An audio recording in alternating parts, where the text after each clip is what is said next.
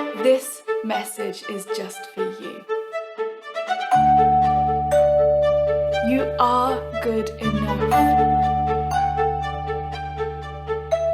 This is the episode for you. You have to teach the person that you are, not the person that you wish you were. Today's episode is the second part of a two-part reminder to plan your studies for the person that you really are and not some idealized version of what you think the perfect student would be. Yesterday, we talked about the importance of using everything you know about yourself to make sure that you're buying resources and choosing activities based on your genuine brain and body and personality and circumstances, and not the version that you think would be a better student. And today I have a second quick reminder for you. Teach the person that you came as this morning. Because how many times have we woken up with an idea in mind of what we'd love to get done today, what today should look like, only to find that in practice, our brains or our bodies just were not playing ball. We had stuff to do, we knew exactly where we wanted to be by the end of the day, but for whatever reason, we couldn't concentrate, we couldn't sit still, we were in pain, mental resistance was running the show, and we could not make it work. But we wanted to do what we set out to do, so we didn't let ourselves give up. We didn't let ourselves go and do something else. We sat. We tried to force it. Hours went by. We were frustrated. And we were suspended in this place of can't do this, but can't let myself try anything else.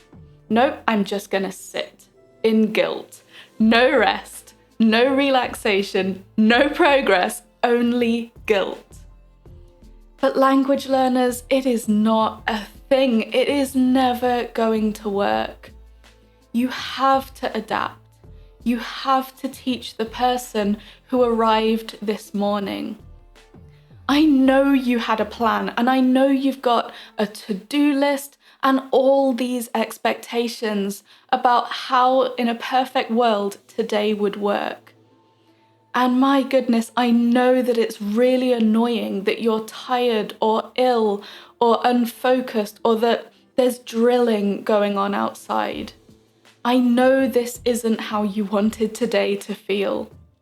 But just like you can't plan for your fantasy self and hope it's going to work out, you also can't hope that the very best, healthiest, most energetic and most productive version of you is going to show up every day. You need to work with the person who's actually there. And that can mean so many things. It might mean taking each item on your to-do list and snipping it into even smaller things to do. It might mean halving your to-do list altogether because I know you wanted to get everything done, but wouldn't it be better to get half of it done than none of it done and a whole load of angst? It might mean swapping parts of it out for something more creative or something more energetic or something more or less social. It might mean only working for half an hour at a time and putting more breaks in, maybe setting a Pomodoro timer, or if you don't like timers and the shock of alarms, just setting a 25-minute piece of study music. There are so many out there.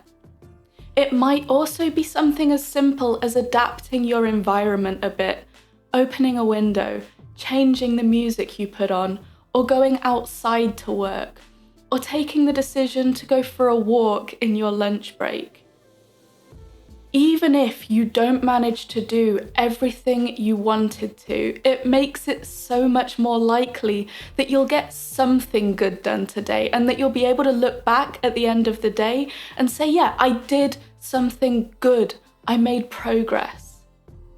It's not about throwing all your plans out the window and just giving up on the idea of today. But it is about realizing that something is almost always better than nothing, and any work you do today is still progress. It's about slightly separating that view of your idealized version of today from the real one and realizing that the real one isn't bad. And it's about responding to what your body and your brain is telling you, working out how to support yourself through your language learning today. Because yes, you've got all these goals and ambitions, but you are a whole person learning a language, and doing your best really does look different every day.